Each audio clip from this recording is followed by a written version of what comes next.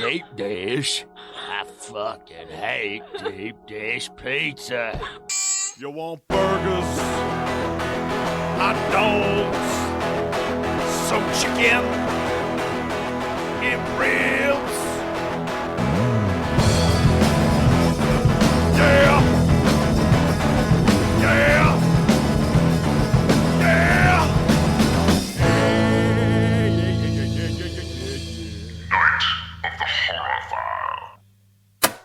Breaking rocks in the hot sun.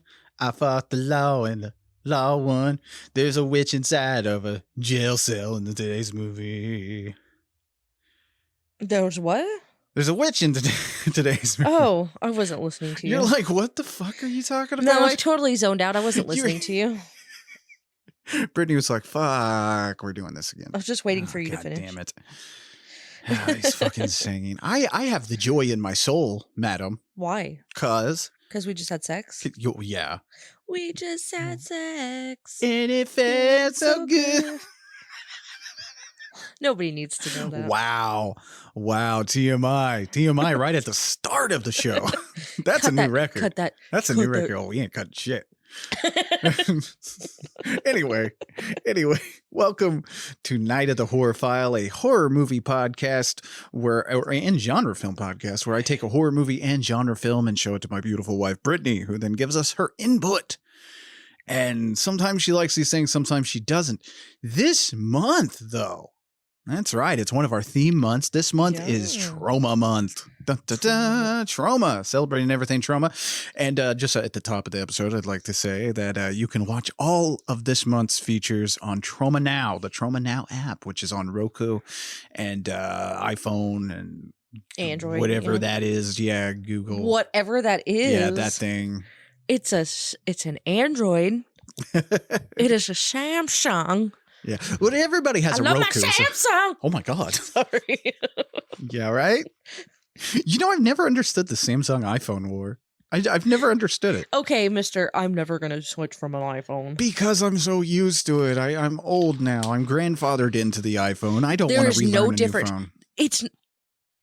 I've messed with your phone. I don't want to. It's exactly the same. I don't want it. But anyway, it being Troma month, what did we watch this week? Hellblock 666. Hellblock 666. I'm just joking. That's what she says in the movie. That's because this is I'll talk about why she says that, because that's something that we're just not changing that. Fuck this.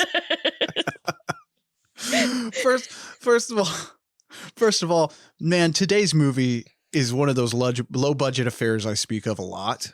Where I love these type of movies. Yeah. Even though I know they're not everybody's bag of crap.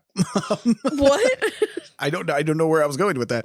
But I know bag of chips? Yeah, bag of chips. I know that it's not the best bag of chips for everybody, you know. This is like the sweet onion for me though. It's just really good. You know, don't want to eat too much of it, want to savor it a little bit. Sweet onion chips? Yeah, this is delicious. What are sweet onion chips? You don't remember Thai sweet onion or something? No, I'm sorry, Thai sweet chili, I think. There was an onion one at one point that was delicious, and then they took it off the market, and I was like, fuck you, Doritos. Why are we talking about chips? Anyway, I speak a lot of these movies. I love these type of movies just because, I don't know, you can watch it, and it's so low budget and stuff like that. It's not a big deal. Right. You go and watch one of these movies that cost $300 million or something, I'm looking at you, Morbius. But you watch one of those, and those absolutely fucking stink. It hurts more. It hurts more. Yeah. I think there's a lot more room for these type of movies to stink. You know what I mean? Oh, yeah. Because here's the thing. Everybody knows they're working with the lowest of low budgets. And so it's you have one or two choices. You can be overly serious, which then your movie is just boring. And that ends up, you end up turning it off. Right. You know, or you can say, look, let's just have fun. Let's just have fun, do what we can with what we got. And I think that today's feature is very much that, because like I said, it's a bad movie.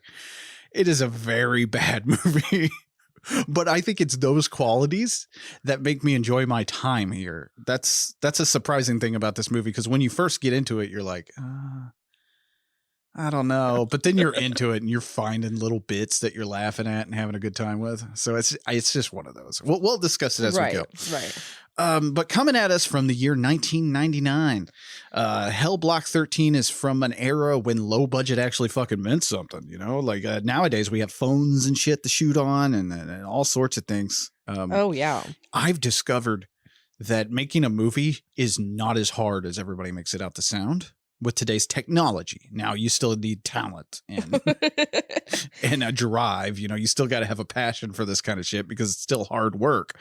Not discounting everybody out there who's putting a lot of work into these things, but as far as technology goes, man, this is the best time to be alive and making movies. I'll tell you that. But back here in 1999, you're stuck with film. That's right. So this okay, you keep saying 1999. I had to look it up. I was like, are you sure? Well, I think they made it in 96, but it took like a few years to get it copyrighted for Troma. This is very 90s. Oh, it's very 90s. It reeks of the 90s. Oh, yeah. But this was shot on film, which I could tell. Which I think, yeah, it lends to its raw look. Yeah. I think these kind of movies, like these low budget movies, the problem with digital is it shows a lot more than film used to. Oh, yeah. So like with this movie, you can tell the lighting's not good. Like there's a lot of people probably cutting their teeth with this movie, doing the lighting. Their teeth. Yeah, they're doing the lighting, probably operating the boom mic and stuff. I will say sound design is not bad in this movie. Right. Like they do really well at the sound design. But the look of this is very forgivable.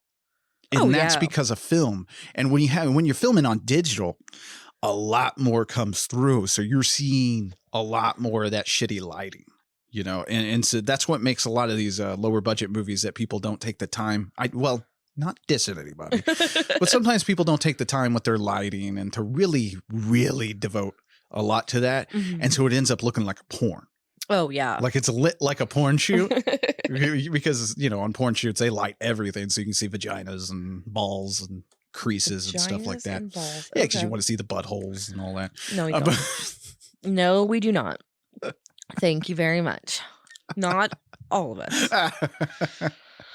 but so like you get a lot that looks like a porn, and those are the ones that I'm like, I just can't.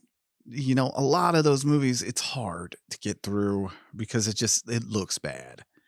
Right. You know, like real bad. Right. Like if I look at your movie and I see that like you didn't take any time caring about anything, you lost me. Right. You Have know? a hard time. Yeah, at least give a shit about your movie. I can forgive a lot of flaws in these low budget movies, but when it's obviously that you just do not give a shit, like you're just making a movie to make one, it's not fun. It's not fun. Don't put yourself through the experience if you don't want to make a movie. Because here's a lot of people, and not speaking about everyone who's out there making films. I think there needs to be more filmmakers because we're stuck with the old dudes right now making good movies. Right. But not to diss on anybody, but like I feel like there's a lot of people out there who get on Twitter, they see people are making movies and they assume they're making money. Oh yeah. And those are the same people who start a Twitter account trying to make money off of it, or start a YouTube thinking they're going to make money off of it. And it's like, no, man, you kind of have to have a thing. Yeah. You have to have a thing. You have to build up to that. You have to have a passion for this. You don't just get to go, you know, it's not a fucking job. You can't just go apply for this and just fucking, there I am making millions now. That's not how this works. Like the system kind of weeds those people out anyway. Oh yeah. You know, like they don't stick around very long. But like, it kind of sucks when you come across a movie like that, or it's just like, ugh. Right. You were just trying to make some money and didn't. This is bad because, you know. And this one's not like that. No, definitely not. Definitely not. But like I said, it actually, it just, the raw look is fun here. I think that's one of the things. And it actually started out filmed under the title Hellblock 666, like you said. Yeah. And that she says in the movie, and they didn't take that out. But they had to change the title to Hellblock 13 due to the fact that they were filming in Columbia, North Carolina, an extremely Christian part of the state and extremely Christian part of the United States. You know, I think the Proud Boys are from there. But There's probably a few Proud Boys in every state now. Dude. Oh yeah. Oh, we really open our arms to Nazis here in America for some reason. I don't know what's happening, but anyway, but they had to change the title because they were having a really tough time getting locations. You know, you roll into North Carolina being like, hey, you know, we're shooting Satan's ball sacks. Can we borrow your property for? It's like, no, you can't. No, the Lord says you cannot. You cannot bring your devil movie into my state. And so you have a lot of that shit. So they changed it to Hellblock 13 because I don't know, 13's an unlucky number. And I guess North Carolina was like, okay, that's not too much. I guess 666 was just crowded, you know, too many numbers. Too many. Numbers. My God. How terrible. Like, to think about what somebody must feel like that a number frightens them. I couldn't imagine living like that. But anyway, so they changed the number and, they changed the number. And what shocks me about this movie is that it's an anthology. Right. And the anthology part isn't shocking in itself, but it's good, bad, but an anthology is really hard to pull off and to actually hold your attention. I've watched more terrible anthologies than I have good. Right. Because like there's two ways to go about an anthology movie. It's either it's either a group of people writing it and one person directs and it's the whole movie like that, or it's several directors putting their own flavor in. The second one's a lot harder than the first because you have so many different like styles and techniques and stuff, and you got to mesh those together with one big wraparound story. One of the most shocking ones that shouldn't work is Scare Package, which came out recently. Scare Package does that. There's like 9 stories in that thing. And one big wraparound. That's it all fucking works. That's it cool. Works 100%, and that's shocking because that should not work. Right. You know, most of these things do stick to the 3 story formula, which today's picture does, 4 counting the wraparound story. Right. But the reason that I think anthologies are so hard is because you're asking a lot of yourself. You're asking to do like 4 mini movies mashed together, you know? And so it's a lot. It's something I would not absolutely, if like I decided if I make another movie out after the movie I'm working on, I would not fucking touch an anthology for a long time. It's too much. Because like with this movie, I don't know if I want to say it yet. Never mind. I'm going to wait. I'm going to wait till the end. If you're just joining us, Brittany usually waits till the end to give us her full feelings about the movie. So I never know. I never know ahead of time. Right. You know, I never know what you feel about these things until we actually sit down and record. So like, if you're just joining us, this is always fresh for me too. So I'm going to wait and talk about the anthology part of it. Yeah. But anyway, you know, I think Paul Talbot does a great job directing this thing. Everybody's having a good fucking time. Oh yeah. I think, so there's a lot to this little charming movie to fucking have a good time with, for me. So let's jump into Hellblock 13 from 99. So a man that they just called the Executioner, you know, halfway electrocutes Leigh and then he lets me finish the job. But you know, I do that How thing. do you halfway electrocute someone? Well, like you just like kind of pull the lever, kind of. You and tease the lever. It, yeah, like up and down real fast, like a light switch. I don't think that. Like, I think that's Frankenstein rules. I don't think, do they actually throw a switch like that? Is that really what they do? I don't know. I thought that was a movie thing. There's no giant switch to throw. In my imaginary killing you, there's a switch, okay? Wow. And it's big, like really big. Like I had to like jump on it almost to get it to come down because it's like rusty and like I imagine this, okay? And I gotta like, oh my God, really pull it because I'm short and it's kind of high up. And yeah, and then I just like halfway pull it and then I push it back up and then I halfway pull it. Now you're making me think of the Oompa Loompas just murdering folks. Like, what are you trying to say? No. What are you trying to say? Oh God, I walked into a minefield. I'm on the mine currently. It's gonna explode my nuts off. It's done. It's over. Where's But- my big switch? Oh God. I think this movie hits me right in the horror fan reflex because like I don't know why this is so much fun to me. It's so grungy, It is. but in a good way, like it a feels good like, grunge. yeah, you said the 90s, and it definitely feels like this type of movie was a certain type of movie that doesn't exist anymore that I kind of wish did. It's like you said, grunge. It's like the grunge music of movies. Exactly. Because it has this certain appeal where you're like, this is shit. Right. But why is it so good? Like, and not to harp on anybody, but a lot of those bands from the night, a lot of grunge music is shit. Right. Like, sorry out there. I'm sure a lot of people are mad at me about that. I love grunge music, but like, it just has this appeal. Right. And it also has a load of nostalgia around this thing because like, these were the kind of movies that like you would see at the mom and pop stores.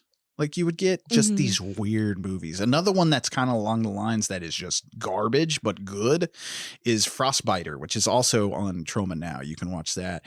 It's got to do with the Wendigo, and it's weird as shit, but it's just got that grungy quality. Right.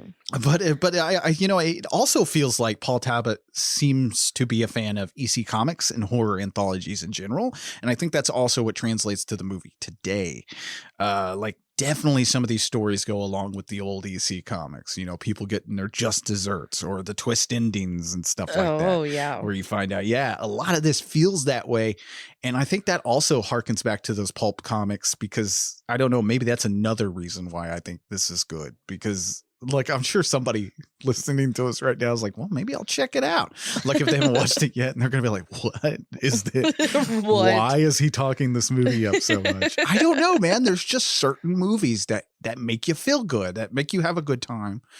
And, aside from quality and everything. And I think this is definitely one of those ones. Oh, yeah. It's a very cool feeling you get from movies like this. But there's a lot of love behind the camera. And the weirdest thing that happens, though, is the wraparound story, I feel, is even better than most of the small stories. I like wanted a little bit I more. want more. Yeah. You're left wanting more. I think they only brought Gunnar Hanson, who plays the executioner, in. Leatherface, obviously. Oh, okay. The late great Gunnar Hanson. Oh, dear Lord. But this is like horror's teddy bear, Gunnar Hanson. He just looked so Horror's soft teddy and bear. huggable. Like, Not and then really. when you look, like he played like the most like scariest fucking villain of the 70s. But I think they only had him for a couple of days, and Debbie Rochon was there for a couple of days, and they filmed all their stuff in one weekend. Yeah. But I do really enjoy the idea of what's happening here. Like, it's a good idea. That's another thing about this movie. It's a lot of good ideas. So a man they call the executioner walks through, is it death row? I think it is death row. Stereotypical prison. It's so funny because you know by the looks of this, the way it's shot and stuff, like whoever owns this place, or if it's an actual prison, they were probably like, yeah, you can film here only in this hallway. Right. Only here, because There's only like 2 cells. I don't even think we get an establishing shot of a prison. No. we just are fucking in the middle of this hallway, and there's 3 cells on death row. Bro, and it's so gross, like nasty, dirty, God. like. I expected, as Gunnar Hanson's walking down this hallway, which, by the way, there's got to be a regulation on that hair. Gunnar Hanson has a lion's mane. It's like majestic. Oh, yeah. He has this like hair like down to his shoulders, and it is gorgeous. It's like this gray fucking. Yes. It looks like at some point Gunnar Hanson was practicing like wizardry. Can you grow your hair out like that? I know I'm balding in parts. No. It looks sad. I don't have like Edgar Winter hair. Like, oh man, Gunnar Hanson looked great. Oh yeah. Like, Oh yeah. But so like when he's walking down this hallway, you expect like fucking, I don't know, the dude from Silence of the Lambs to throw cum on him or something at some point, because like he's looking and he's like, you pieces of trash. Like a lady's just throwing up for some reason. Probably because she's about to die. I don't know. Probably. So anyway, he gets to a woman named Tara that asks for, or she had asked for raw meat as her last meal. Can you do that? I think you can. Can you literally? Like, if I ever find myself on death row, listener, I really hope I don't. I don't know what I've done, but hopefully it's something legit. But if I ever find myself on death row, I'm going to ask for the stupidest fucking shit possible. Like, just like, can I ask for a human arm? No. Like, it's raw meat thing, though. Like, Yeah, but raw meat could just be a steak that's not cooked. it does look. Does he toss her a raw steak? Is that? No, Did I see that right? You're thinking of the porterhouse later. Oh, No. Okay. Yes, there is a porterhouse in this movie that is used unlike any porterhouse you've ever seen. But No, I think they probably just brought her like some raw animal meat, not a human. I'm asking for all sorts of stupid No, shit. you can't do that. I guarantee you can't fucking do that. And there's like a budget. I want to know what the budget is. I want 5 pork assholes. Pork assholes. Pork Why ass. wouldn't you want to eat Pork something ass. that you like? Hey, I don't eat pork asshole. That's weird. What is No, that's not weird. That's a legitimate food. I think it's called chitlins. I want to know what it is. And now Brittany's curiosity is piqued. In Florida, the food for the last meal must be purchased locally and the cost limit is $40. In Oklahoma, cost is limited to $15. What the fuck? That's barely a Burger King meal. What? You can only have $15 for your last meal? In Oklahoma? We got to bump that number up. That's ridiculous. What can $15 get you anymore? Like for a last meal? Nothing good. You're going to You ain't getting lobster. They limited it so Chuck only has to run down to the Whataburger and grab a burger for the last meal. Anyway, back to the so movie. the executioner gives her a newspaper with an article about her in it, and they call her a white trash witch and Charlie Manson's illegitimate child. Sorry. I could not say you got it. tongue twisted there for a second. Which bravo on Debbie Rochon's part for not making this too Manson-y after they mentioned that. Yeah. Because she could have took it like, yeah, fuck you, Jack. Or something like that, but she doesn't. She was like, blah, blah, blah. Oh, She's pretty fucking restrained in this movie, I would say. I don't like, know. I like movie. Debbie. Well, what do you mean she's restrained? She's in a cell. What? Not that kind of restraint. Her performance. I think she does a good job of what she gets with this character. Oh yeah. I like Debbie Rochon, but like, so like in this movie, she could definitely ham it up more, but she doesn't. I think she does a really good job of what she has. She does this like psychopath like so well. She does a good psycho laugh. She kind of scares me. Yeah, she does it really well, like scarily well, because like in a lot of these low budget movies, when someone's asked to go crazy, like to do something crazy, they don't do it right. They do like cartoon crazy, right? Like or something like that. Or I absolutely hate it when you have somebody who can't do crazy, who isn't really devoting to it, and so like they do this thing where they do their crazy laugh, and it's not right. It's something's wrong. Like it doesn't sound right. Like it definitely sounds forced. Oh, like, yeah. It's so hard to explain, but you'll get people like, ha, ha, ha. Oh, yeah. Or something like that. Ha, ha, ha, ha. It's like, no. Anyway, sorry. Just laugh. It's not a fucking, like, I don't understand some actors who are like, I don't know how to laugh. Like, just laugh. Just laugh. I don't know how I laugh. Fucking possible. That would be me. You tell Which me way to do laugh. you need me to I don't know laugh? how. Which way do I just laugh? Think of something funny. Anyway, so the executioner says that he is the right hand to God and that he is going to send her to hell. She says, I'm going home. What? She's excited. I'm going home. That's not what you want as an executioner, trying to put the fear of God into people. Right. I'm sending you right to hell. Thank you. Oh, awesome. Will you be there later? Or? What? no, you're not supposed to be happy about this. Oh, so she says that she will live on in people's heads because of her killings and for her writings. Boom, Interesting. boom, Yeah, because she's a serial boom. killer. We find that out through this. Oh, yeah. I could use a prequel. I would love to see Debbie Rochon going on a murder spree. Oh, yeah. Anyway, we're both like got real serious. Like, oh, yeah, that's true. So first off, we get the late Gunnar Hanson, like I said, as executioner in this movie. And he plays opposite to someone who I feel is the female Bruce Campbell, if you will, if that makes any sense. Debbie Rochon, she actually got her first acting gig at age 12 in Ladies and Gentlemen, The Fabulous Stains, which I think she played like a not so much a roadie, but like a super fan that traveled around watching this girl band. Oh, yeah. And stuff like that, which this movie is like super hard to find, but it was produced by Paramount and actually served as the launching pad for 2 other actresses as well, Laura Dern and Diane Lane. After that, she was in, it just kind of fell in love with acting and kind of knew that's what she wanted to do as a career. To date, she has over 200 something acting credits. Oh, Man, wow. she's in a lot of stuff and a lot of B horror movies.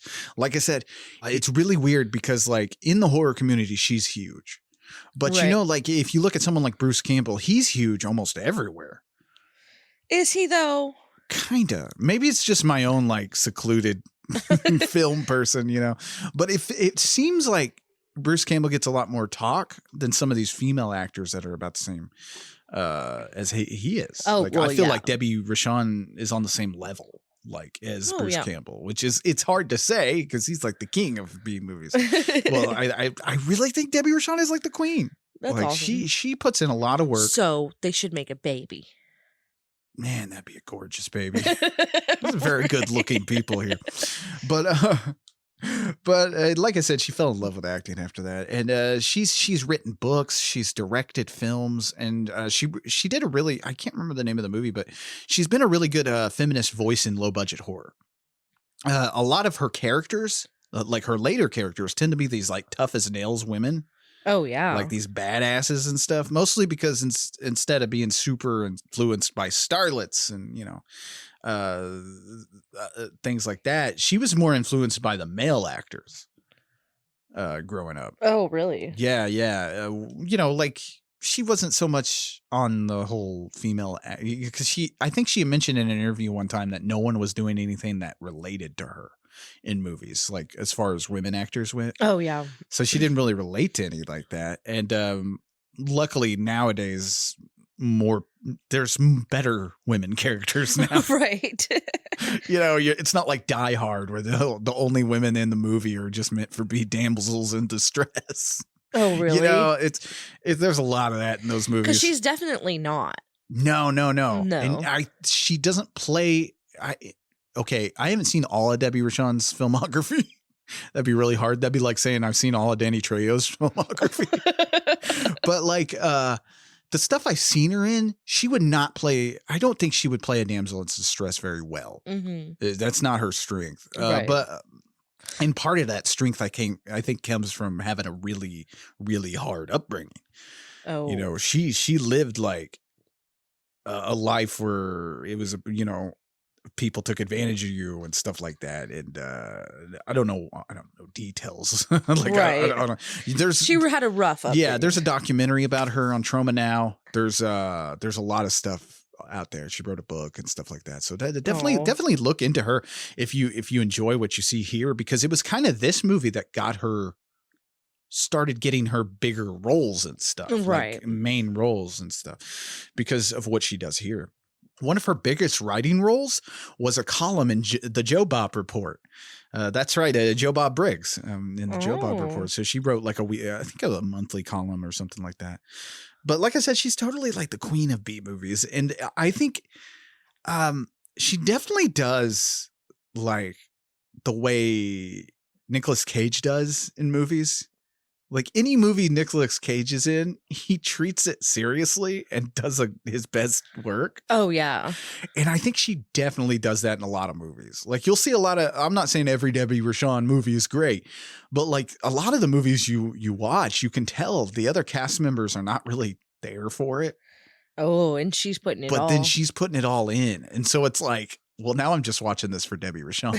Right. Which is the same thing. You know, you watch a Nicolas Cage movie, you're just watching it for Nicolas Cage because he's giving it his all. No.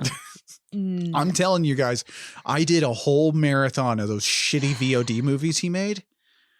That man brings it all to him. He just is a potato with hair, okay? Yeah, but that's only because you've seen Mandy where he doesn't talk.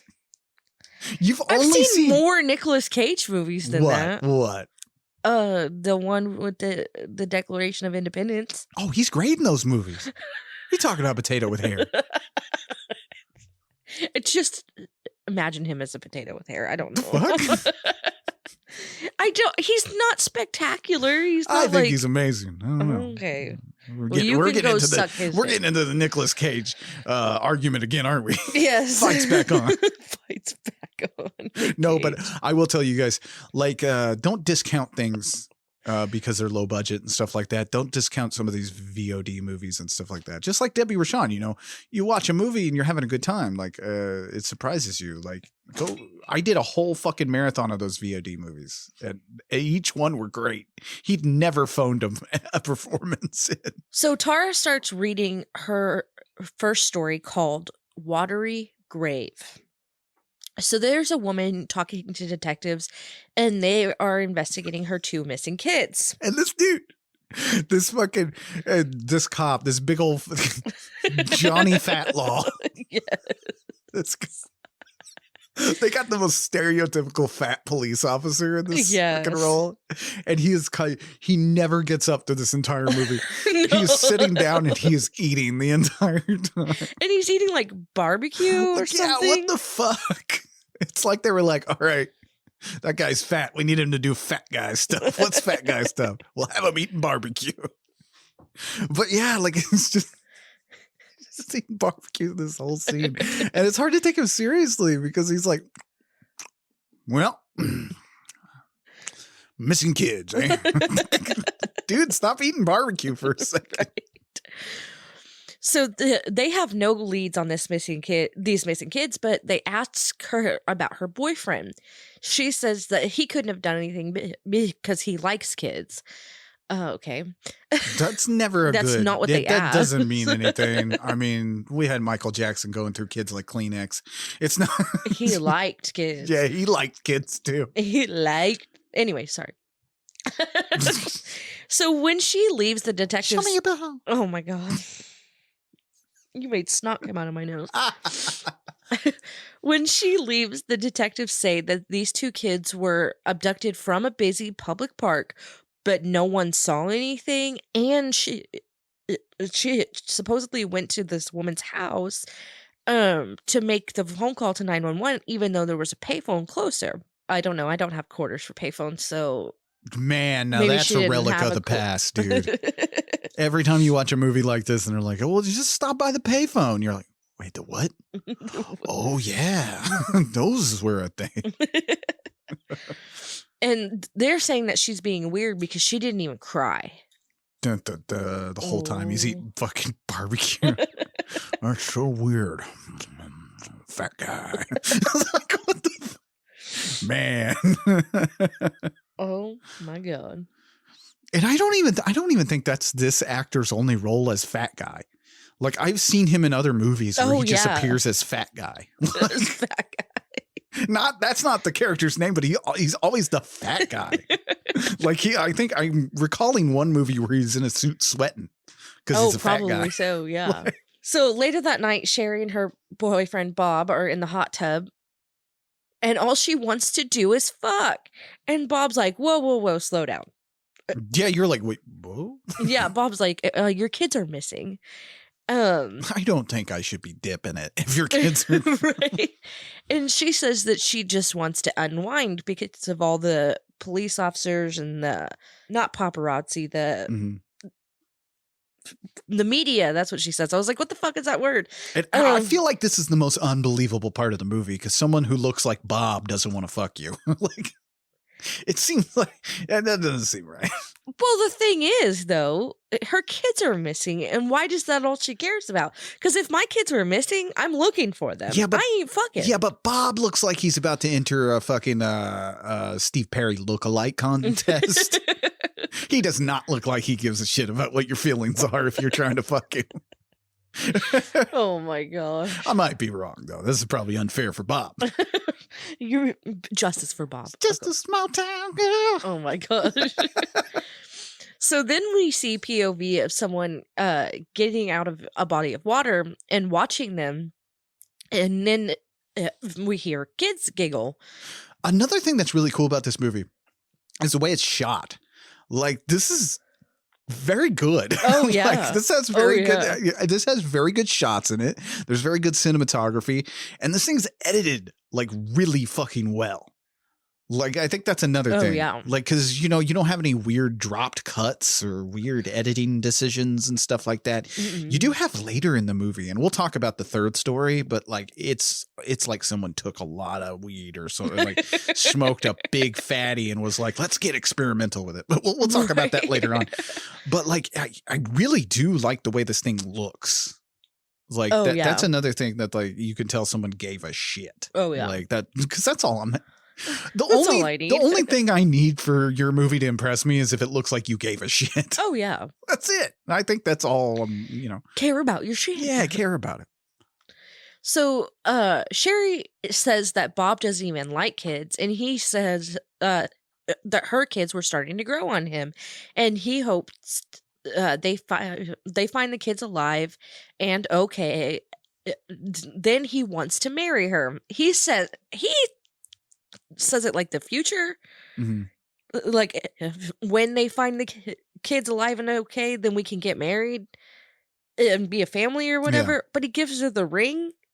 Yeah. This is not a proposal to me. And she runs with it. She's like, oh, we got engaged. I think because in movies, we're so used to these over-the-top proposals. I'll tell you, movies have done a disservice to proposals. Oh, my God, yes. Because, dear Lord, why does every movie have to have this elaborate fucking proposal? You got, like, a flash mob over here. Yeah. Yeah. Have you ever tried to arrange a flash mob, people? It's not easy. Because every time it's like, oh, I just knew someone at the dance studio. I just got to. What? No, that's not how that works. When in reality, people are proposing outside the fucking 7-Eleven with fucking nachos. And like, that's how a real proposal goes. People are not proposing like this. Do you know how our proposal went? Yeah, we saw Deadpool. I proposed right after Deadpool, and then I immediately went and vomited. We were in the car. You're like, so, you want to marry me? Sure, I guess. What a dumpy proposal. You're like fumbling around in your pocket for the ring. But that's true. Nobody does this. And even if they do, the furthest they go is the whole surprise there's a wedding ring in your cake thing at a restaurant. Don't do that. I've never had the courage to do that because most of the women that I date like to eat. Wait, you're going to propose to all the women you date? No. I just mean in the past. I've proposed 3 times in my life, people. It luckily went good the third time. Third time's the charm. The third time's the charm. But thank you for not putting it in my cake or like a champagne glass or something. No, this is not. I'm not Matthew McConaughey. I don't have that kind of pull. Like I would just eat it. Like, I know. I'd be like, so what do you think? Oh, this is good. It's good cake. That part was a little crunchy, but and then what do? You got to wait. Like, you got to shit it out. You shit it out, and then I propose to you with the shit ring. Ew. See, proposal ruined. Anyway, that's terrible. So after Bob leaves for the night, Sherry finds a doll submerged in a bathtub. She gets a little freaked out. So when she goes to bed, she puts this big knife under her pillow. I feel like putting a knife under your pillow is a bad move. Oh, yeah. Like Oh, my yeah. luck, the way I sleep, my luck is that thing's going right through my ear or something. Like, somehow that thing's gonna fuck my shit up, and then I'm Oh. gonna wake up with a knife sticking out of my cheek or something. Like, ah! Oh, I'm putting my hand underneath my pillow and slicing that fucking bitch off. Like, right? oh, it'd be Like, bad. yeah, like what if you do have to reach for the knife? You just going in there? Right. You just jamming your hand into a pillow with the mystery knife under there? Apparently. So, but my thing is, okay, Okay. my question is, why does she have a knife when she's the one that killed her children? Oh yeah, you do find out that she's the one that murdered her But children. why? Like, why are you scared? Well, maybe You them, did it. Maybe them fuckers need to be killed one more time. I mean, You gotta coming kill them up. twice. Double tap. Sometimes that is better. It's true. I think everything like this needs a fucking like dude from Maine telling you dead is better. Tell me that wouldn't make a lot of these movies a lot better. It would be comedic relief for sure. Don't want to go in that jail cell there, Gunnar Hanson. There's a witch in them parts. Anyway, so then we hear a kid giggling outside, and then Sherry, she hears it inside, so she gets to see what's going on. She goes outside, and she gets choked by something by the clothesline. So then, I guess she lives lakefront. I don't. Yeah. Well, we What? don't. There's not a lot of establishing shots because we couldn't afford that. We're Right. working with film here. They do their best, but They live lakefront, yeah. and there's a canoe like offshore, just You a little know, bit. You know, in all these horror movies, this is not the fault of this movie at all. But like a lot of these movies, there's always a canoe, like just Right. chilling. People are just leaving their canoes. Like just- first, I think if I saw just a canoe chilling out there, it's not tied to anything, I would immediately assume ghosts, like or adjacent. Right. like that's what I would assume I'm working with here because like that shouldn't be just chilling. Right. I'm going the other way. I'm turning around. They wouldn't fuck. Their plan would fail. I would just get in the car and leave. Right. Going to the village inn. I'm not fucking sticking around here. Oh my gosh. So she walks out to the canoe and she sees her bloated and just sort of like this child is a monster. Like, I don't know. It looks good. Oh yeah. That's another shocking thing about this movie. The effects look good. Like it's not bad. Oh yeah. Like it's nothing to write home about. But like I you're watching this movie. You're like, wow, this is bare bones budget. Yeah. This is great. I mean, for me, that's how I'm like, this is awesome. These people are really doing it. And then you get to the parts that have, because there's not a lot of gore in this movie. There's just really not a lot, as you would think, because probably they couldn't afford it. But like, but when it does have these little moments, you're like, whoa, that's really fucking good looking because this kid is gross. Oh yeah. Like it's like side of its head's bubbling and shit. And there's this long like shot of it just staring at her and just like, bloop, bloop, bloop, bloop, bloop. It's like, ew. Then the kid asks why she did it. Oh, so she killed him. Yeah. By the way, this kid has this like big, huge fucking rope, like tied around her neck or whatever. That'll what come did- into play. Yeah. So like, she really did overkill these kids. Oh yeah, we'll talk about we'll that talk in just about a it in a minute minute. when we get to that part. Yeah. Well, then Sherry wakes up because she dreamt this. Yeah. So she goes outside to look around. What? I'm telling you, I'd be in the car I- gone. Yeah. It's like, oh fuck, I killed these little fuckers. They're coming for me. Right. They're coming I'm back. leaving. Well, while she's outside, she runs into one of the detectives, and all he does is look at her, says, "Ma'am," and then walks away. They really should have had like one of the like the detectives out there because it's the tall, slender detectives, not fat guy. Right. But they really should have had the fat guy at a desk, like outside, like eating still. Random deaths. Oh my god. What you doing out here? What the fuck are you doing out here? Eating barbecue? And this is not a real investigation. Like, in real life, These this would not detectives happen. suck ass. Oh, yeah. They're not doing anything. Like, why would you be invisible? Right? He's just like, ma'am. Just walk off. What? Dude, it's like the middle of the night. Right. So the next day, she goes to the police station to talk to them, and they say she was acting strange last night. In the middle of the night, when she's walking around. By the way, they say something about a thunderstorm and how her clothes are on the line. There was no fucking thunderstorm when she was outside. What? Yes, there's no thunder. What? They forgot to put the thunder. I guess. That's nobody will fucking care. This is okay. Just say it. So they ask her if the kids were getting in the way of her and Bob's relationship. And then they ask why she bought some extra thick rope last night. Last week. Thick boy rope. She was like, I'm going to hang some plants. Yeah, she was in here buying some thick boy rope. Nice thick rope. Oh my God. Even if your movie doesn't take place in Maine, will you just put a guy with a Maine accent in there? No. I think I'm going to do that from now on with my movies. There's always, it's going to confuse the shit out of people because they're going to be like, yeah, it wasn't bad. It's just, why was a guy with a thick Maine accent in there? I don't understand what that was. What the hell? Anyway. I just... Thick boy rope. Anyway. Anyway. Buying some thick boy rope here. Anyway, so Sherry... That sounds like the name of a male strip club, Thick Boy Ropes. I want to go to that strip Go club. to Thick Boy Ropes. That sounds like a lot of fun. Go, yeah. I mean, as long as they're not hanging from the it's rope. definitely a chubby guy. Strip club is what it is. I That know. sounds hot. I want to go. I want a chubby guy strip club. There should be chubby people strip clubs. Yeah. Chubby women and chubby dudes. It should be like a mix too. Yeah, definitely. That sounds like a good time. Anyway. Like nobody would give a shit. Everybody's feeling good about themselves. That would be great. It's so positive in there. So positive in your brain.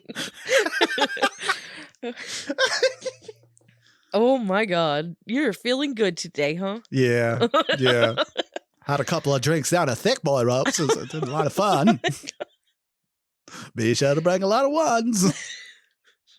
Anyway, Sherry goes out. Sometimes thick is better. Stop.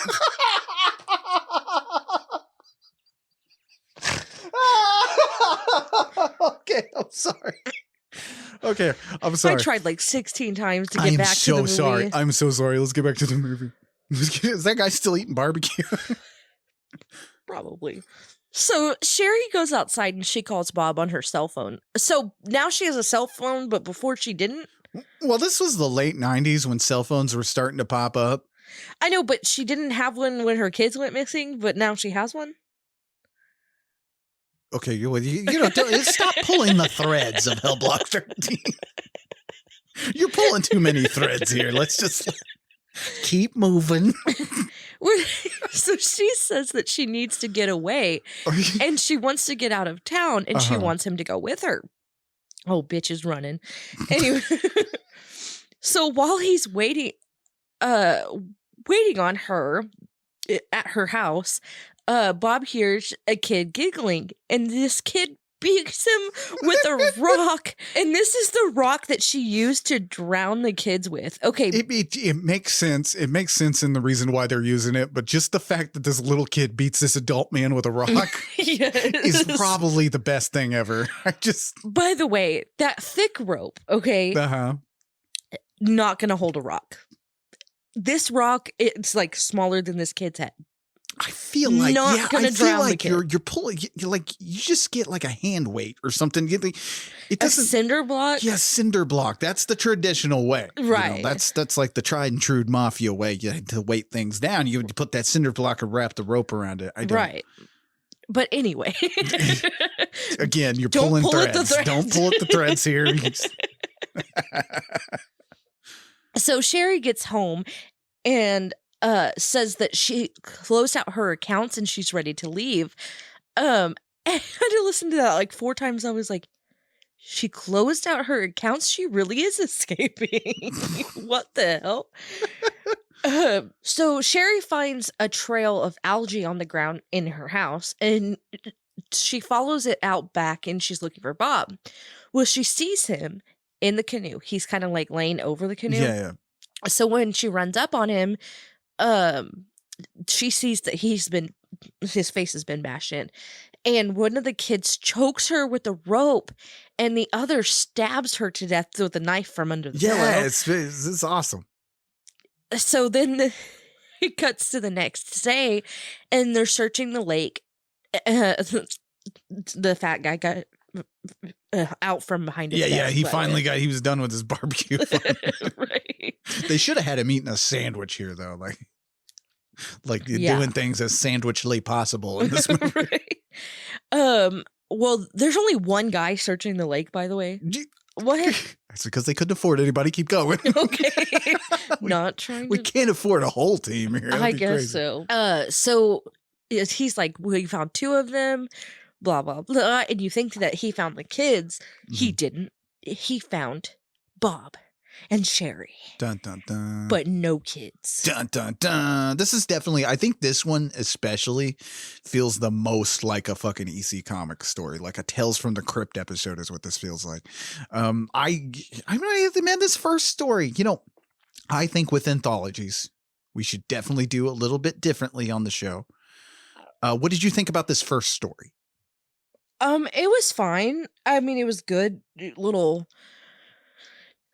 Not scary, but I wouldn't say anything in this movie is very scary. Right. I don't know. Maybe when I was a kid, if I saw this probably would have freaked me out a little bit. Oh, yeah. Because there's definitely a lot of these movies like this that I go back and watch. And I'm like, wow, I was scared of this when I was younger. So this might have been one of those movies. I don't know, though. Like, I think this one feels the most like something you would have seen in Creepshow. Like maybe done to, an even more expensive amount. But like I think the writing in this movie is pretty good, like for the most part. Oh, yeah. Like for the most part, it's not bad. Like it's, there is a lot of ideas that you're like, I think you might be being a little overly ambitious. Oh, right. So now we're back with Tara, and the executioner says that story must remind her of the kids that she killed. And she says, I didn't drown them. I slit their throats.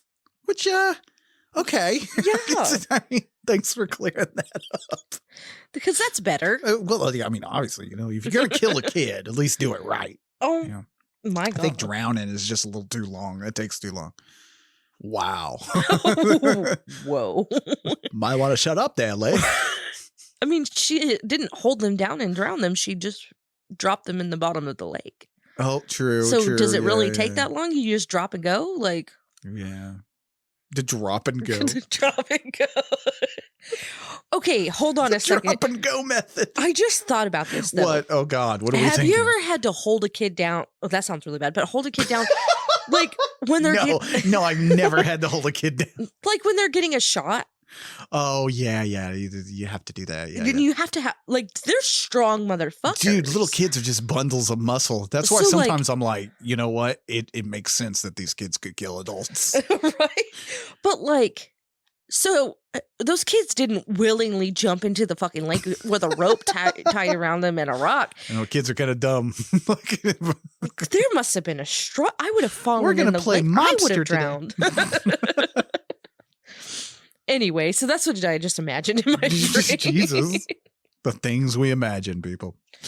So, Tara, like, grabbed at the executioner through the bars, and he breaks her thumb, like, dislocates her thumb, and she almost, like, gets off on it. Dude, that's cool, man. Like, not cool. Like, it's cool the acting here because they're doing a really good job. Oh, yeah. Like, Gunnar, Hanson, and Debbie Rochon are playing off of each other really fucking well. That's, I think that's another reason why, like, I'm like, well, I kind of just want more of this. Right. Like, what did you say? Because this is definitely white trash anthology is what we got here with this movie. Yeah. This is definitely the white trash. And I remember you saying something about, like, this seems like this is like super trailer parky. Oh, yeah. Like, I was like, yeah, it does seem like Larry the fucking cable guy needs to host this fucking thing. And it gets worse with this next story I'm about to tell. Yes. Oh my God. We're about to get into it. But it definitely feels like if they wanted to make a television show about this, like if this has gone another way and this has gotten huge and they did like a television show of this, it definitely would be like Larry the cable guy hosting it. Oh, yeah. I just imagined the opening being like Tales from the Crypt, only you're going to the trailer park. Oh my god. And then you get the Larry the Cable Guy on the toilet. Oh my gosh. Holy shit, that needs to happen tomorrow. I'd make $1 million. Oh my Tales god. from the trailer park. Anyway, speaking of Tales from the trailer park, Tara starts to tell another story. Oh, yeah. It's called The White Trash Love Story. Holy shit, man. This fucking story. This story is about Heidi May. That is her name. This is the story of every fucking couple that you go to, like, you know the couple, like you're at a party and it's that couple that everybody can't stop fucking watching, but it's like, God, they need to break up. Right. Severely, they need to get away from each other because it's yeah. like they're hanging all over each other and making out and shit, but then all of a sudden it's like, They're fighting. They're fist fighting. you fucking bitch. I fucking hate you. Oh my God. It's time to go. Party's over. Party's done. So, this is a story about Heidi May. Mm-hmm. She's on the phone with her mom, and she's putting a stake on her eye because her husband, Joe Mark, that's his name, Joe Mark. Joe Mark. He punched her in the eye because his eggs were a little too runny that morning. I sadly have heard this story. Like somebody knew somebody who's in an abusive relationship because the runny egg thing is why is that an ongoing thing? I don't know. Like why does that trigger the abuser? I don't know. I know it's every little thing, but it just doesn't make sense to me of why my eggs are runny. I don't know. I like my eggs runny, so I don't know. Yeah, true, yeah. So her husband, John Mark, he gets home. John Mark does not sound... John Mark. Joe Mark. Sorry, Joe Mark. Joe Mark does not sound enough white trash.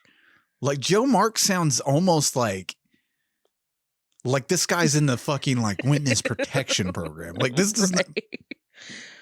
I don't know. Mark Joe. They should have went with Mark Joe. Mark Joe. Or Joe Mark. Anyway, he gets home from work and he apologized for what he did, like punching her or whatever. And she says that she's going to move in with her mom for a while. This is so funny. He says, I don't know if I can handle you moving in next door. dude, that got me so hard in the giggle box. Holy fucking shit, that was funny. Oh my gosh, we are not making fun of people that live in trailer parks. I'm sure a lot of people are like, man, they're getting dangerously close to making fun of spousal abuse.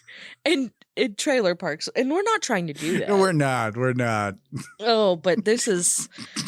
But goddamn, like as soon as, and you can tell these two actors are doing their best to not fucking laugh.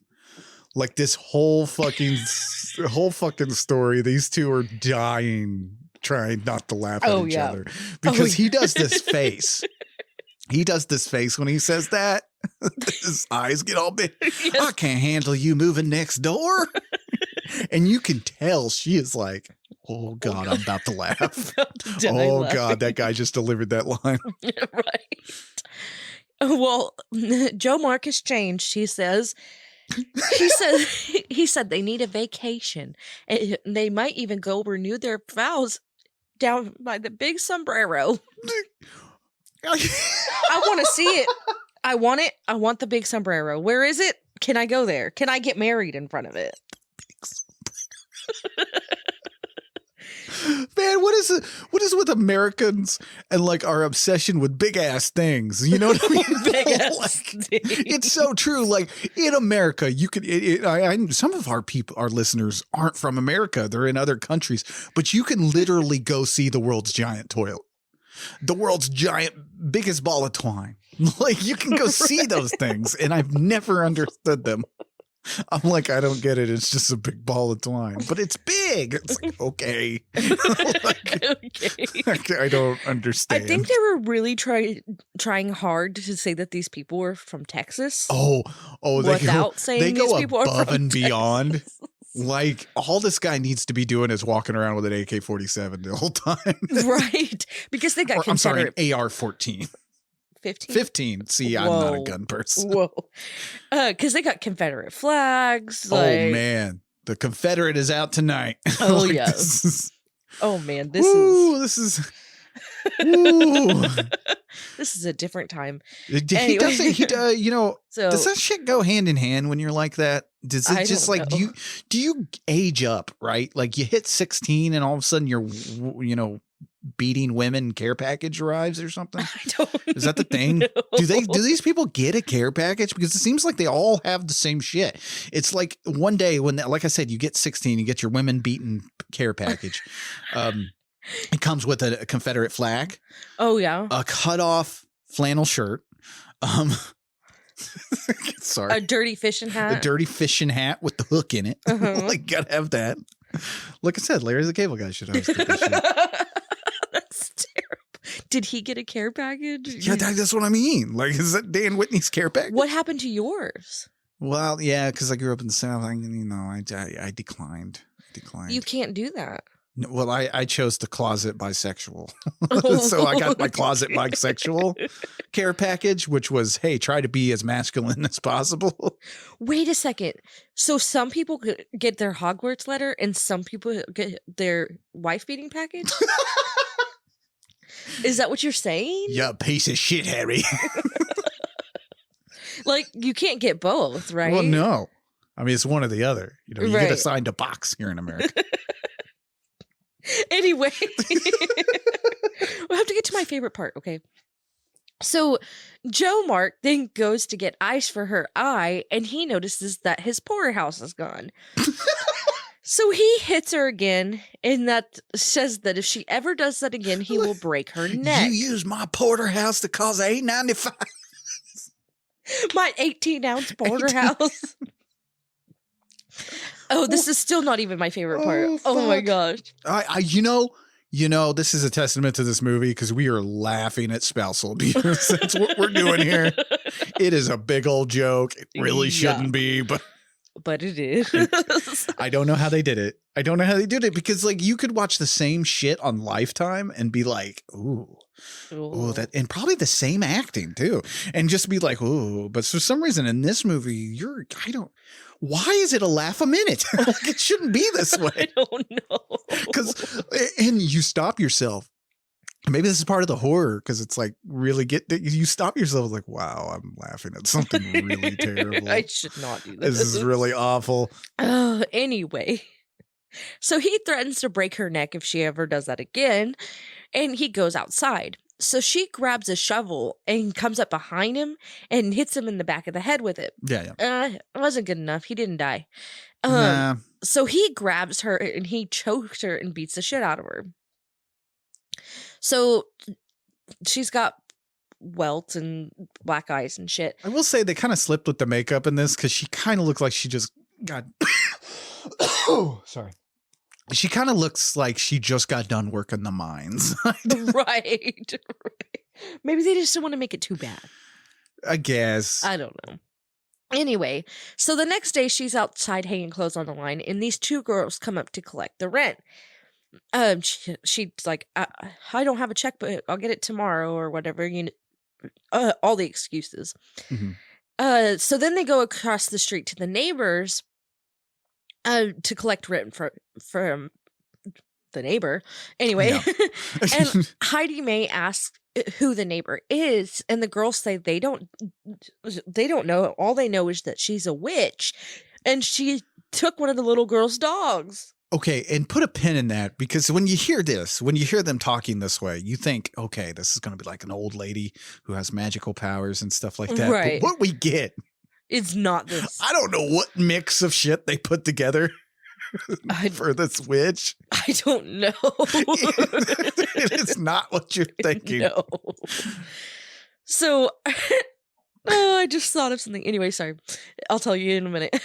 So Heidi Mae finds a note later in the afternoon that her husband left because Joe Mark wanted fried chicken and cornbread at 4:30 when he got home, but she didn't pull the chicken out to thaw in time. She grabs her blow dryer and she's trying to thaw it out faster. But she doesn't get it done fast enough because when he gets home and it's not done, he takes off his belt and starts whipping her with it. The misogyny is flying through this thing, Oh, which is yeah. another thing where you're like, this isn't funny. Why am I laughing? I think it's just seriously just the overtop manner that they're doing this, which is probably on purpose. Oh, yeah. Because like the story before this was not that over the top as we get here. But this, everybody's chewing up the scenery in this fucking story, I think, to make the misogyny go down a little bit easier. Right. Because if this was the serious story, this movie would have taken a turn. It would have been a little weird. Like, this is odd. This is weird to me. Yeah. Another day, Heidi Mae goes to see the neighbor witch lady. By the way, this lady, hold on, let me tell you what she looks like, okay? Yes, you got to go into it because this is. She looks like Mrs. Doubtfire. Hold on. Mrs. Doubtfire, and she's been drowned in the lake. Like they left that fucking suit out like in the sun. Like she looks like Butterball from Hellraiser. It looks like Butterball's day off. And this is like they got him for this movie because that's exactly and what put she a wig looks on like. it. Yes. I don't. It does look like a rotten Miss Doubtfire. Like that's exactly what this thing looks like. 'Cause, like, Daniel, you can't leave the old lady costume out in the sun. You can't do this. Oh, it is grade A hilarity because like in the accent, I don't know what they were going for because it is like a mix of different witches. Like somebody couldn't decide whether they wanted to do like Louisiana Swamp Woman or fucking like Texas Witch Lady. Like, cause this is because you get there, she looks like Butterball. And I was watching this when I was high. I did not know it was supposed to be a woman. I know, right? Some dude. So it looks like Butterball, and the way he's talking. Yeah, well, now, how you doing here now? Because that's what I mean. It sounds like Louisiana Swamp Lady. And it's just, it's too much. Well, she says that she's been waiting for Heidi Mae to visit. She says that Heidi Mae came there to find a solution to her problems. And Heidi Mae says, he hit me with a porterhouse. He hit me with a porterhouse. Deserves to be in the Hall of Fame of lines that hit you out of nowhere. Why did that just? I even wrote ha ha ha ha. Your notes. It is so fucking funny and out of nowhere. The way the humor works in this movie, it's very, very dry. There's a dry sense of humor about this movie because there's a lot of gags in the third story that I need to point out when we get there. There's a lot of gags that are just dropped on you, and it's so dryly done that it's like, wow, the sense of humor is crazy. But it gets you, man. And this line here, and it's the way she delivers it. He hit me with a porterhouse. He hit me with a porterhouse. I was like, man, I need that on a shirt. He hit me with a porterhouse. Oh, yes. Can you make me one of those? Oh, my God, it's gold. I want this witch lady on a fucking shirt, too. This is amazing. Oh, my gosh. Get past your problem. You got to solve the issues now. Right. It's simple now. What is this accent? I don't know. So the witch lady says she's not really a witch, that she more identifies as an alchemist. What the fuck is an alchemist? I don't know. I'm going to say it's a witch because like witches work with alchemy. But she says that she has what Heidi Mae needs. It's kind of like she says it like she's like, witch is a derogatory term. We're not using that is our word. Right. You don't get to use that word. Excuse me, madam. Excuse. Practitioner of the dark arts, I'll have you know. That is what you say.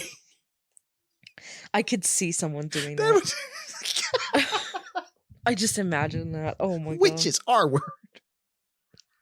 Oh my gosh. What's up, my witch? What's up, my witch?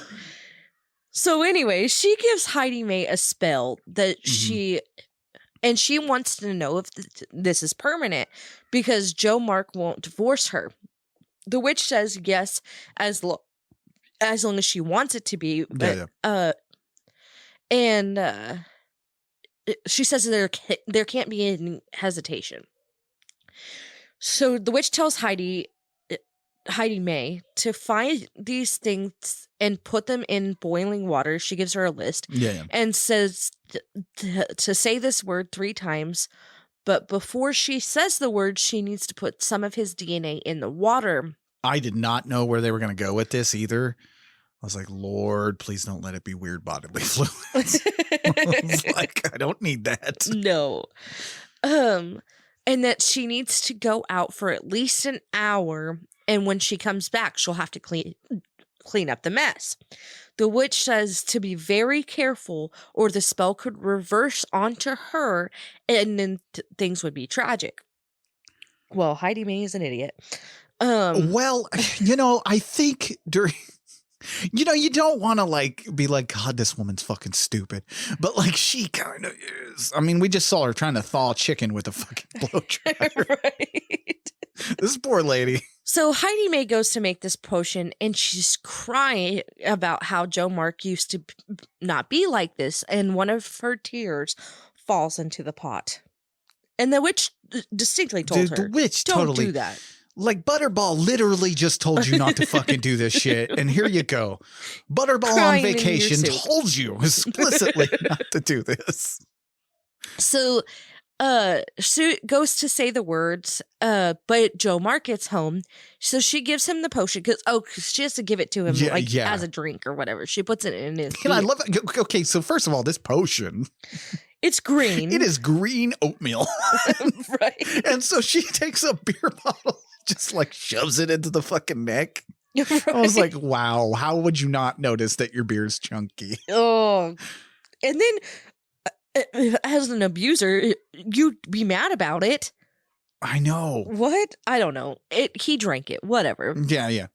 So she goes to Tilley. Stop pulling those threads. That's what we need to stop pulling those threads. She goes to leave to go get pizza. Mm-hmm. So Joe Mark drinks it and his body starts to get all fucked up. This is the best. This is the best the effects are in the movie because we have bladders under the skin and stuff and his fucking shit's boiling up and there's ooze coming out of him. Oh, yeah. It looks awesome. Oh, yeah. I gotta say, again, you're watching this movie, you're having a good time laughing at this movie. Right. Is the thing. You're having a good time. But then when they drop this shit on you where you're like, whoa, that's gross. That's awesome. Right. I didn't expect this to happen. You don't expect the creature effects in a minute either. No. So when Heidi Mae gets home, she finds that Joe Mark has eaten everything in the house and he's been waiting for her. And he's mad that she brought home a deep dish pizza. So now he's really tall and bloated and buff or whatever. He looks like a professional wrestler. And, yes. and they got this makeup effect on him that's really fucking gross. He looks like Fat Bastard from fucking from those what the fuck are those? Austin Powers movies. Yeah. It's like fucking Fat Bastard coming around this corner because he looks like a big old Irish ogre. And now he can't talk in full sentences and he says, I hate deep dish. What you need is discipline. Yeah, but you said it wrong. You didn't say it with the accent. It's even funnier with the southern. I hate goddamn deep dish pizza. It's like, what the fuck is this monster you've created?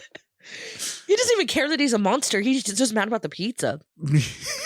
So he hits her, and when he hits her, he knocks her head off.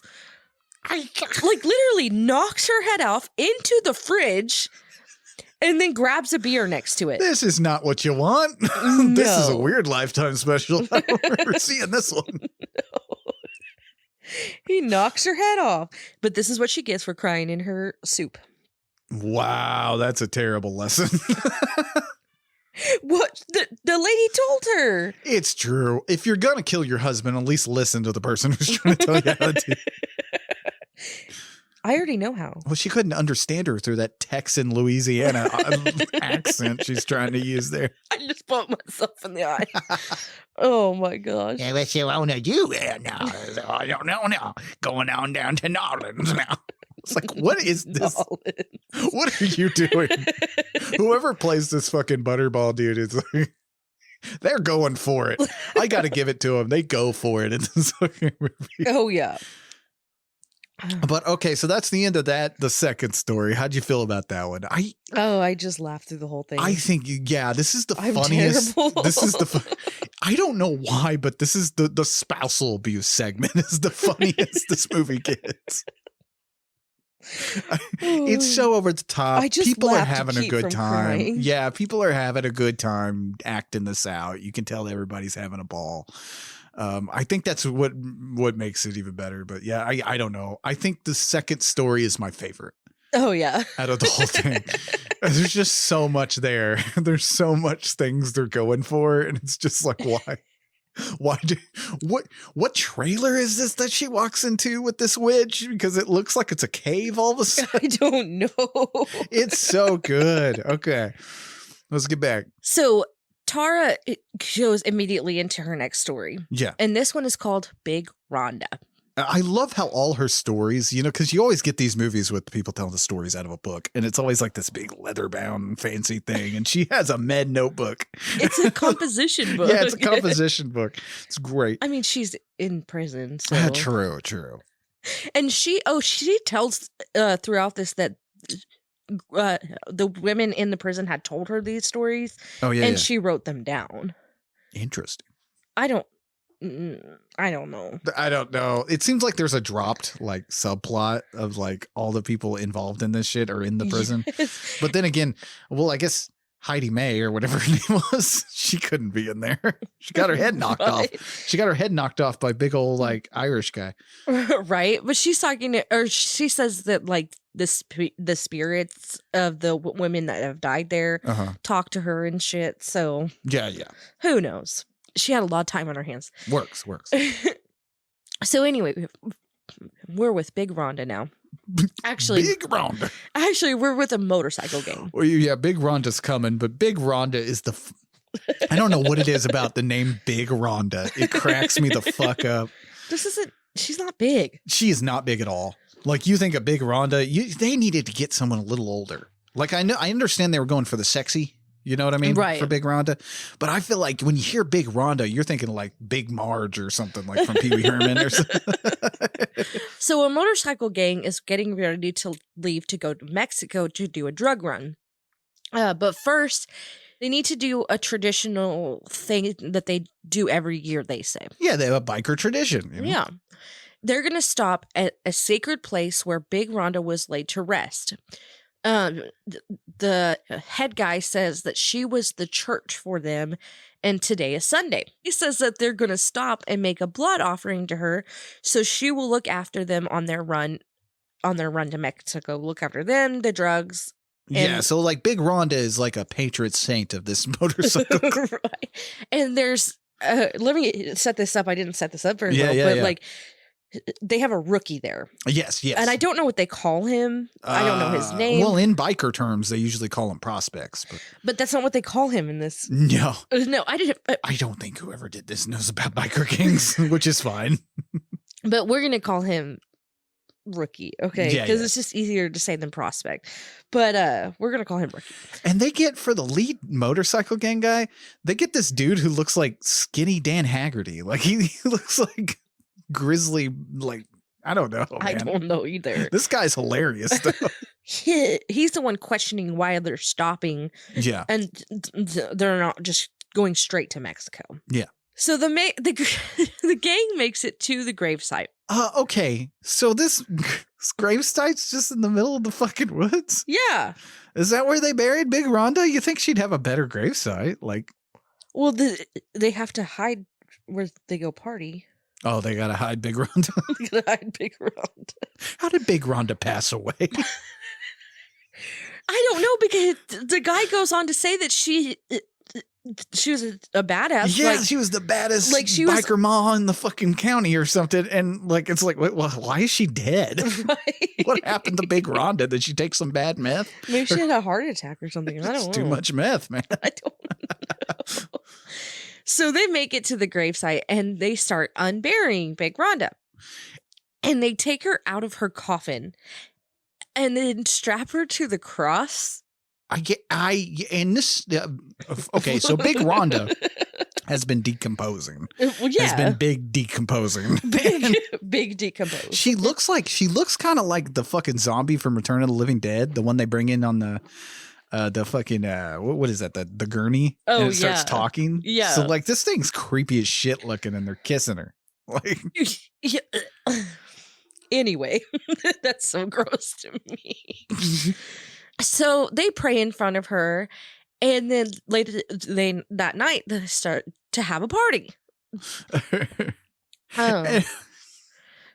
What? There's two. Okay.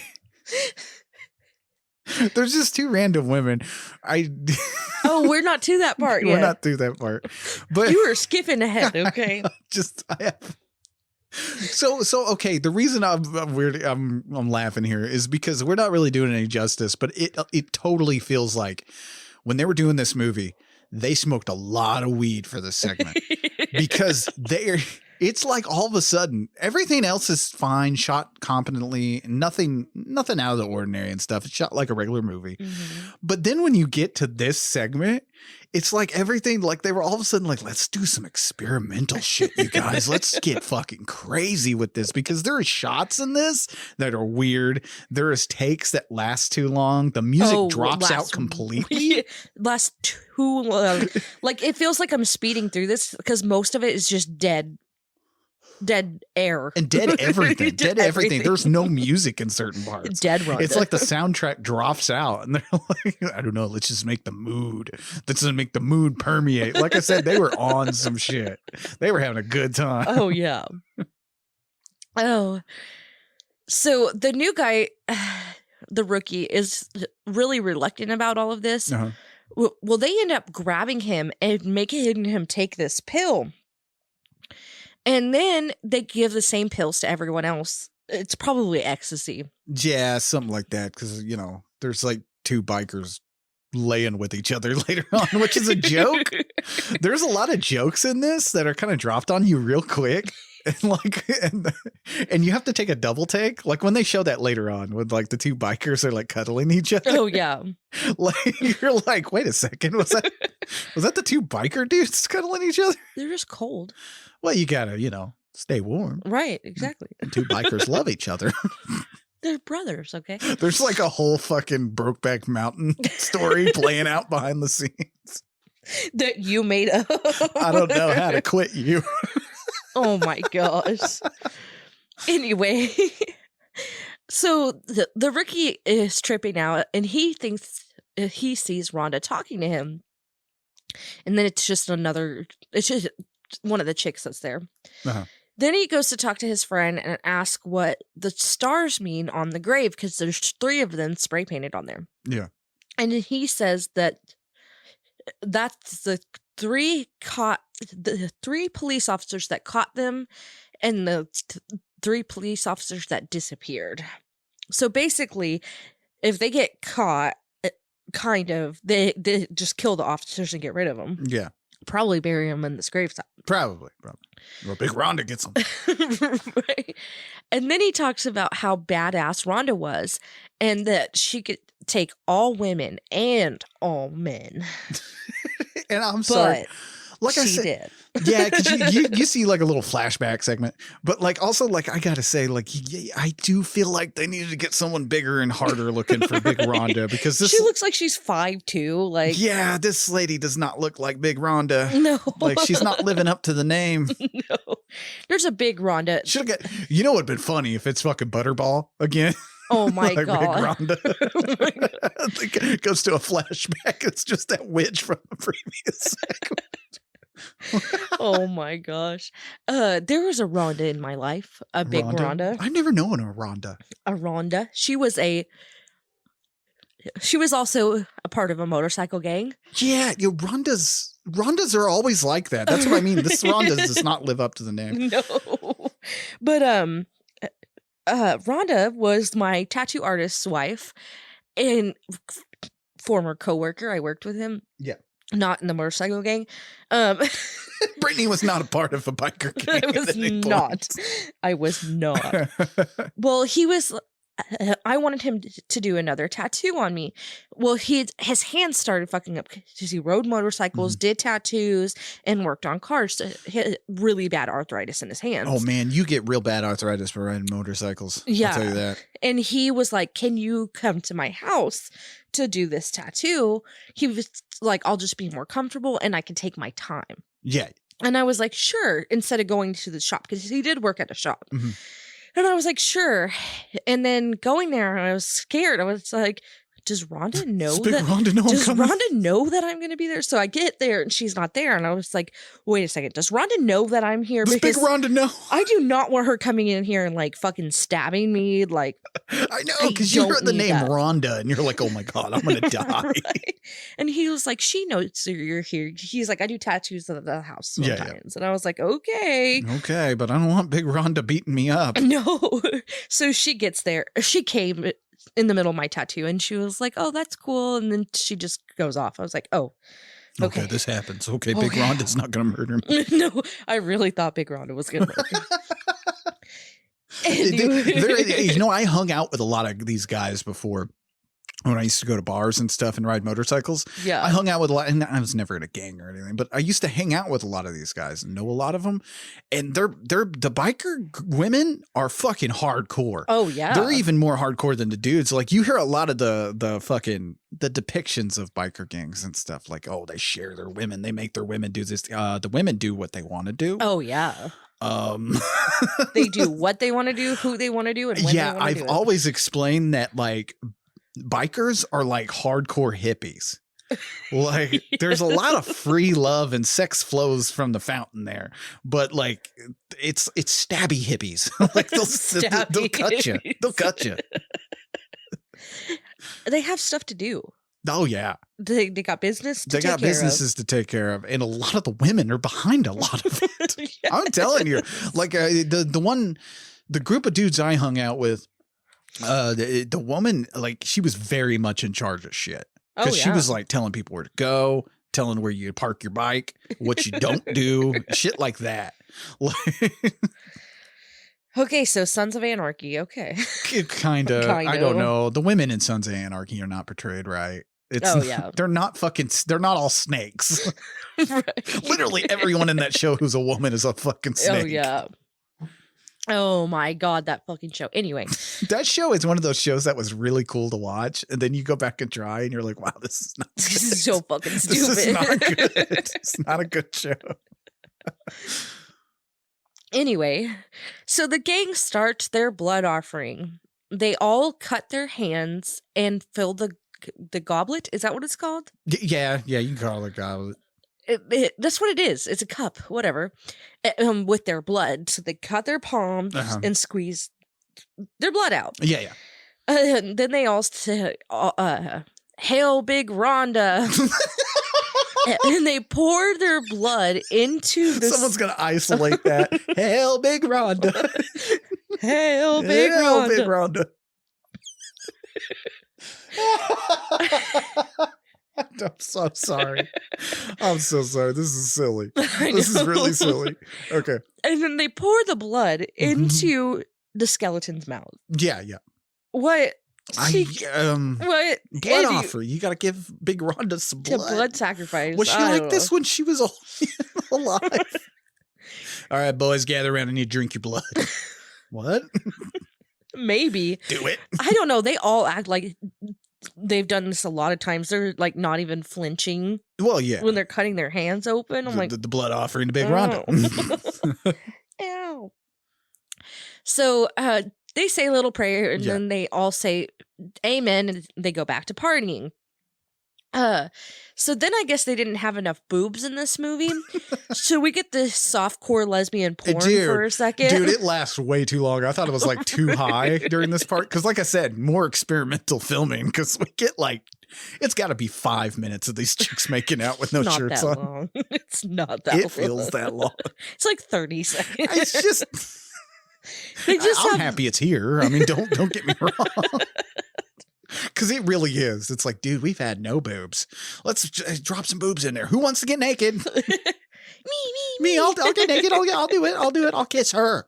I want to kiss her. With no shirt. Okay, that's really specific, but okay, let's do this. Let's make some art. Anyway, so later that night after everyone passes out, the rookie wakes up and he sees Big Rhonda. Mm-hmm. She's not a skeleton. She's in her regular form, her alive form, whatever you want to call it. She unties herself from the cross and walks up and stabs him in the stomach with this big fucking machete that she carried around. Yeah. Like, what is that? Well, anyway. You know, that seems like it would get in your way because it is a massive machete. It's like the size of her fucking leg. Yeah, that's what I was saying. Big Rhonda needs to be bigger. Right. So then he comes to, and that actually didn't happen. So this is the part where he wakes up and he's looking around and like everybody's passed out. Yeah. Like the women are with one guy and then these two other bikers are cuddling. You got to stay warm, okay? But yeah, that makes sense. So the rookie sneaks off and he goes to make a phone call. And this is where we find out that he's a detective and he's checking in with his team or whatever. Yeah. Well, this awakens the corpse of Big Rhonda. She unties herself from the cross and takes out her machete. And she limps over to him. And when he sees her, he pulls out a gun. She just slices off his hand. She's like, yeah, fuck you. They do a really good job at this, too. Like, because they're cutting to someone's regular legs walking. Yeah. And then they cut back to, like, the fucking puppet torso thing coming at him. They do a really good job at it. I really sold me. She had 2 different pairs of shoes on. You kept pointing this out. You were like, okay, the boots don't match. You know? They probably lost Big Rhonda's boots at some point. Like they went to go have a pancake breakfast and left them there on the booth. They're like, where's the boots? Oh, fuck. We lost Big Rhonda's boots. Because at first she has like high-heeled, they were like chunkier heeled like boots, like she's gonna kick somebody's ass with these. Okay? Yeah. And then as a corpse, they're like skinny, almost like stiletto boots. And I'm like, what? Wait, what happened? Yeah, like what? She would have fallen? Like, what are you talking about? Anyway. That's the thing. That's too many strings. That's too much. You just stop pulling the threads. Stop. So she cuts off his hand and then she starts to like machete him. She's just chopping at him. So the next day, the gang finds his body and his badge laid on him. Which he does not look that chopped up. Like I know, like she's like, yeah, you're gonna have to sever some arms or something because it's not just a little bit of blood on his shirt. It looks like he spilled ketchup. Right. But they made it look like she was like chopping him. Oh yeah. She didn't. Anyway, so they say that is why they do this cleansing ritual, and they leave him there for the vultures to eat him. But what I want to know is why they left his bike there. Why didn't they just steal his bike? Well, who's gonna ride it? You know, yeah, who's gonna drive it? Because you know the biker girls probably don't know how to ride a bike. Oh, you're right. Yeah. They're not Big Rhonda status yet. There's a status. There's a status. There's groupies and then there's Big Rhonda. Right. There's a whole thing. Well, they don't get caught because cops get killed. Because Big Rhonda got them. Right. So what'd you think about Big Rhonda? The story here. I mean, I guess I could have done without the story. Like I said, this story's really fucking weird. Like, not in the story, not in the writing point. The writing's just fine. Oh, and the humor's there. It's just the way this thing is filmed. Like I said, it feels like they went real experimental here. And I feel like it doesn't fit with the other stories. I feel like somebody is wanting to make a biker movie. Right. Like, because that is kind of how it's shot. It's shot like one of those old 70s biker movies. Oh, yeah. So we're back with Tara, and she sings a little tune about how cops get killed. And the executioner says that she is about to be killed, and he walks away. Well, she sits down, and she pulls out a razor blade that she has strapped to her leg. Which, dropping the ball, prison. You're not checking people's shit. Not the death row inmates. Well, I would check them, which is really Oh, funny. no. It's really funny that they put death row people on suicide watch. It's like, no, you're not allowed to die before we kill you. It's never. You're not allowed to do yourself. It's never made a lot of sense to me. Death row does not make any sense to me. No. So then she slits her wrist with this razor blade. When the executioner comes back, he finds her dead with blood on the wall that says, "Publish me." Yeah. He then says to her, says to her dead body that she only killed herself to get more notoriety. He's going to burn these stories and not publish them. Yeah. So when he goes to walk away, he hears her laughing. She's like, hee. I can't do it. She does a really good crazy laugh, like we said earlier. I didn't like it. You didn't like it? Not I thought it was really. good. I thought it wasn't as annoying as it could have been, Okay, I'm going to play that on repeat for you then. Since it's not so annoying. Now that's just torture. You can play anyone's laugh on repeat. At least she wasn't doing like the Ray Liotta laugh or something. What's that? Oh, that's true. He laughs like that in all those movies. Anyway. I want to see how much it would cost to get Ray Liotta in my movie for a second, just laughing in one frame. It's just the movie's going and just cuts to Ray Liotta at home. It just cuts back to the movie. Man, that was weird. I don't know how did he get Ray Liotta to just laugh into a camera for 1 second? That's a weird movie. Best $2,000 I've ever spent. Oh, God. That's what that would cost to get right? Academy Award winner Ray Liotta. It's the laugh. Anyway, he goes into the child. Whoa. I think you should have prayed to Big Rhonda before this podcast because you're getting all sorts of tongue-tied. So he goes into the cell to check on her, and the door closes behind him. Ba, ba, ba. Then we get this really cool shot.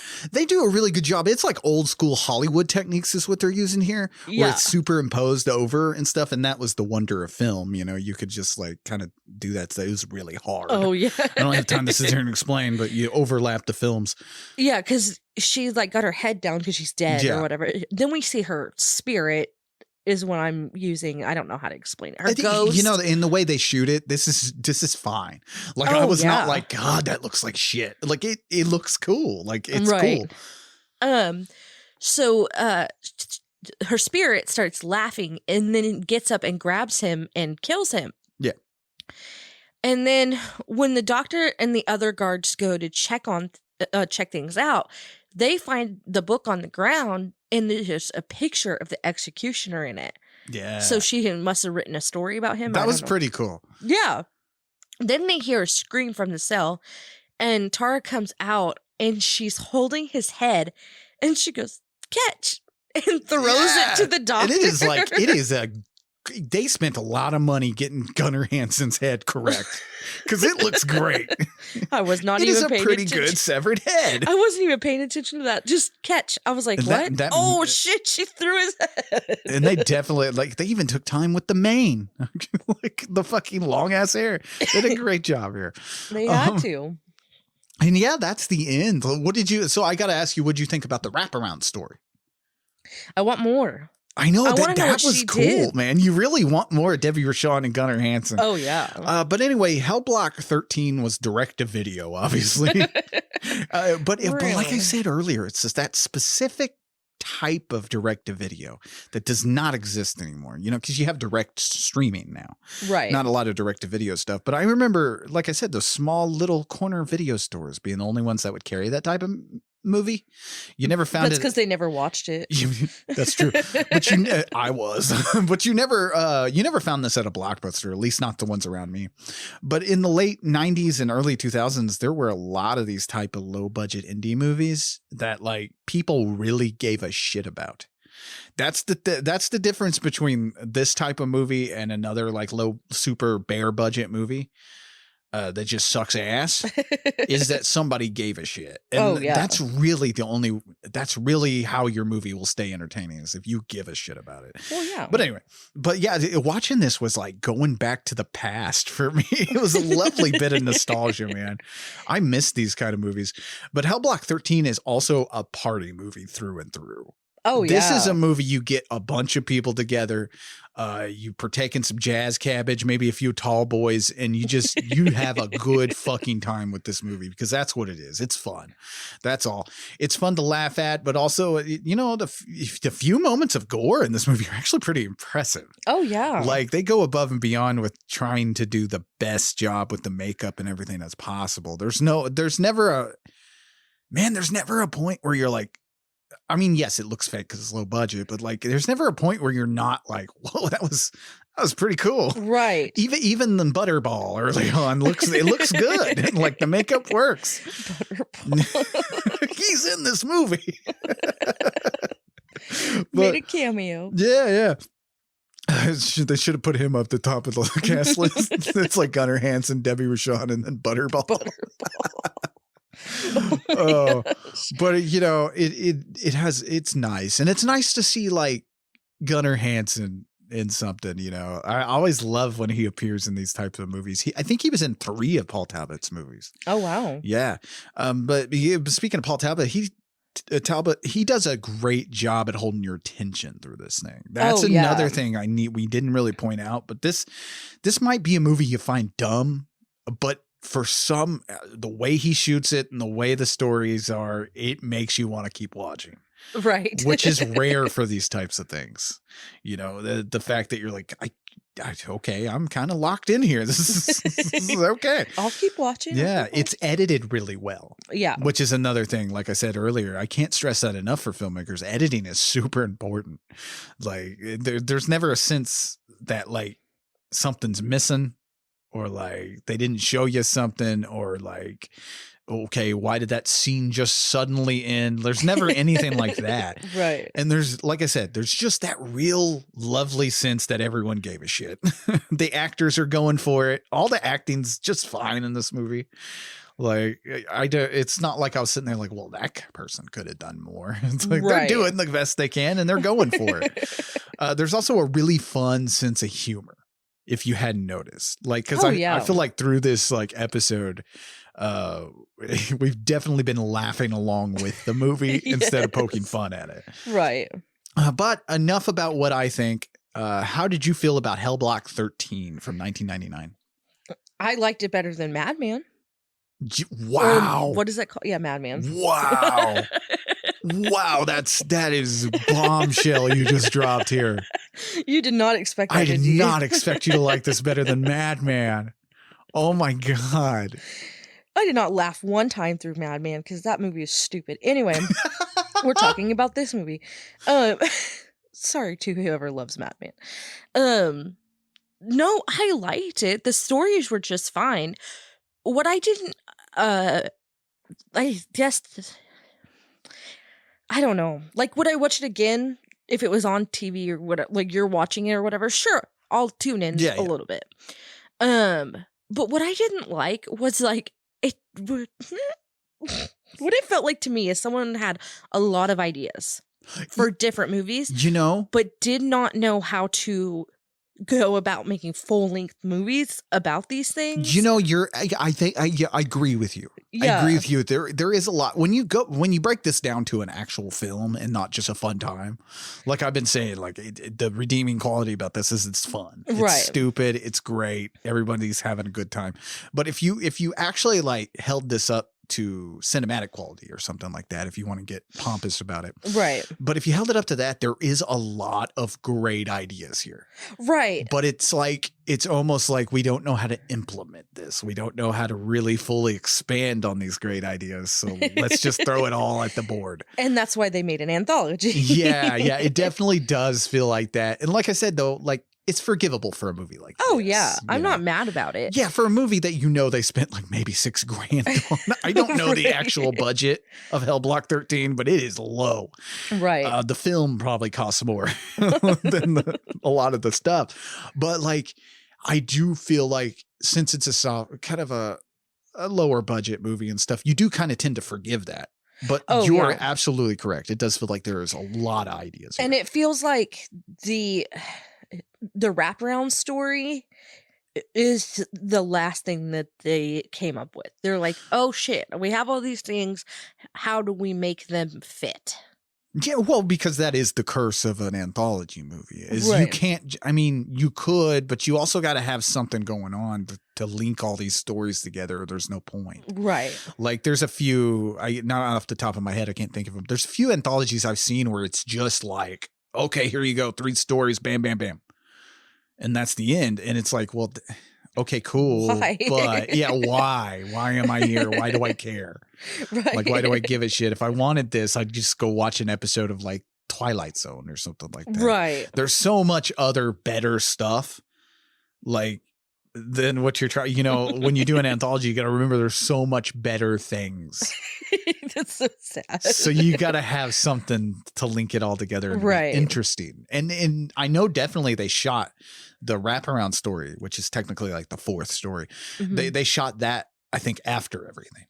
Yeah, because I feel like they didn't have anything to link these all together. No, because it's completely random. I know it sounds bad, but I think if they would have started with this and like really kind of focused on this wraparound story, they could have a little less beating in the middle story. Like, I understand. I understand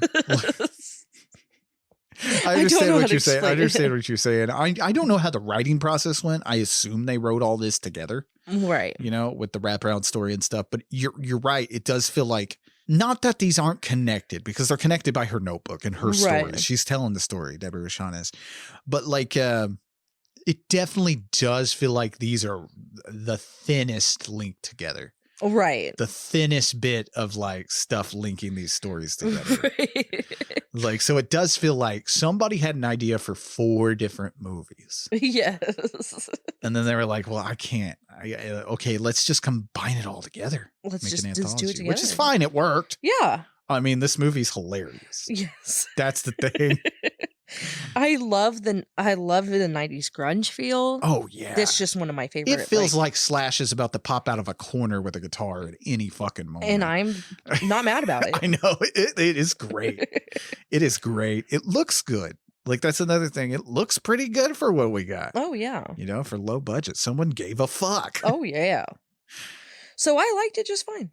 See? Okay, awesome. Well, we both liked this movie. That was a lot of fun. Yeah. I was a little nervous choosing this movie because I think it is, well, The Good Exorcist was probably the lowest budget and stuff, the most independent movie we've ever done. Oh yeah. But like, I was a little worried about this one too, because this one is definitely very low budget and very much like to the ilk where nobody knows who Paul Talbot is. I'm talking about him like he's a big time director, but he directed a bunch of these movies Oh yeah. and stuff like this, and Troma put him out and stuff. But like, I was worried because I was like, man, I don't know how you're going to receive this.